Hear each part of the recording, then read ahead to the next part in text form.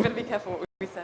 Okay, so let me introduce the panelists. I'm so pleased to have with us Helen Darbishire, whom I think most of you know. Doesn't require much of an introduction, but Helen has been involved in the freedom of information world for a very long time.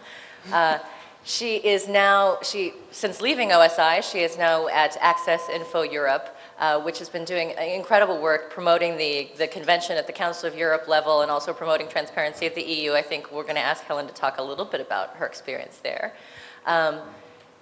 Next to Helen is Roberto Saba. He is Dean of the Law Faculty at the University of Palermo in Argentina. He is the former executive director of of ADC. I'm not going to try to pronounce it and butcher the Spanish pronunciation, which is one of the leaders in Latin America on promoting access to information and also using it as an instrumental right in its other human rights and civil liberties work. And on my right is Natasa Pirc-Musar, who is the Information Commissioner in Slovenia. Natasa is a journalist by profession, so she comes to the office with that background. She has been the commissioner for the past 5 years, and she just had her term renewed for another 5 years. And she will tell us a little bit about being one of the strongest information commissioners that we know of. So let me start with a little bit of I think we need to define our terms a bit, and I don't want to be pedantic, but in thinking about freedom of information, it's important to know what we're talking about. And it was interesting because I looked on Wikipedia, which is so many people's source of information, and it defines freedom of information as the protection of the right to freedom of expression with regards to the internet and information technology. It does have the line above that says, in reference to access to government information, please see freedom of information legislation. I think that it makes sense with Wikipedia who is responsible for that, why that is so. But let's talk a little bit about what your ideas about freedom of information are. And Helen, if I can ask you to start, what is freedom of information? What information are we talking about? It's a very good question. I think some of us need to get onto that Wikipedia page and start doing some editing immediately. Actually, someone's got a computer here. Maybe you can fix it while we're talking.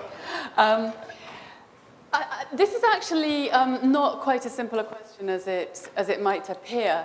And I think that now in 2009, we're at a moment where it's particularly appropriate to ask that question. The freedom of information movement in terms of promoting all the laws that we see on this map has been primarily focused on promoting a right to pose a question to government and to receive some information or documents in response. And that's really what that sort of map represents in terms of success. Securing that right, sometimes in constitutions, but at a statutory level. That said, there is this slight confusion of terms between the free flow of information, the right to disseminate. You know, I have a right, you have a right to give me information, and I have a right to disseminate it. And because of the similarity of the language, that's where one confusion arises. But it's not only about that. On the 14th of April, we had a case from the European Court of Human Rights, which read into Article 10, which is the article on freedom of expression and information, a right to request information from government linked to the right to freedom of expression. Now, in a way that this was a bit of a fudge in order to try to secure a right of access to information under the Convention, but it also reopens the debate about exactly what we're talking about. And then finally, I mean, just to kind of open this discussion, finally, if we're talking about the right, access to information is a right, is it a right that can only be exercised in front of government bodies, or can it be also exercised before private entities? And is it only a right to ask a question, or is it not also a right which imposes an obligation on the holders of information to publish it proactively? So there are a whole lot of different elements there which in a way are still, despite all the success of this movement, still being defined.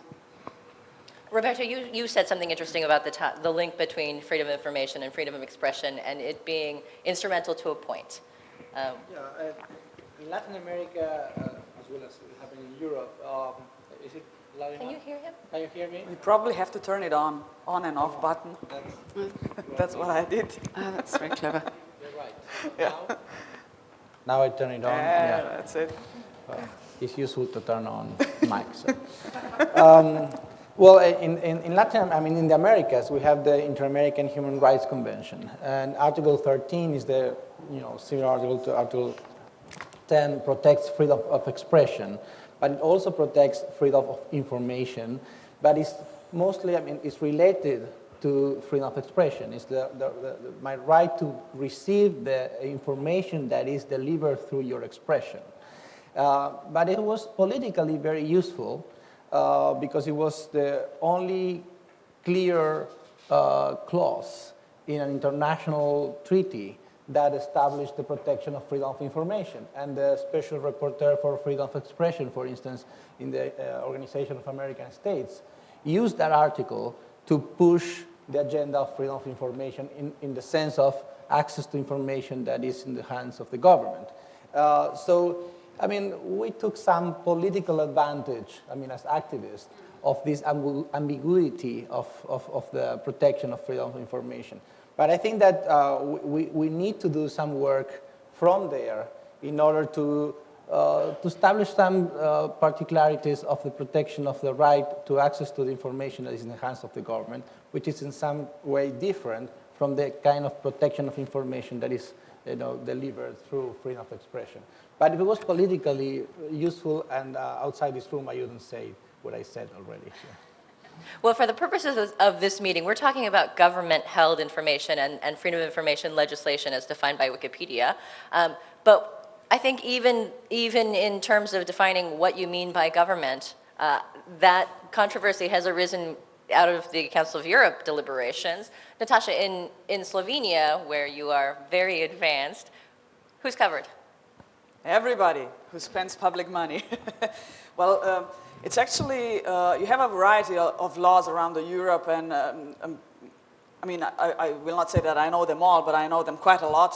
I can easily say that Slovenian example is one of the best one in the world, and it works in my country. And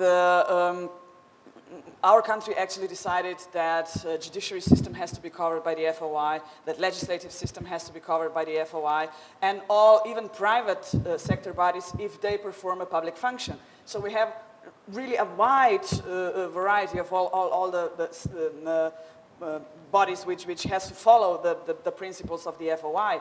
And for example, we just recently had a case when one of our trusts claimed that they are not a public sector body, and the case went all through the Supreme Court. And just a couple of days ago, we won at the Supreme Court, and the Supreme Court said that this trust is a public sector body, so that they have to follow the FOI rules. And this public sector body was established after Slovenia became an independent country. You know that in communist countries we had a process of denationalization, so that all the property had to be given back.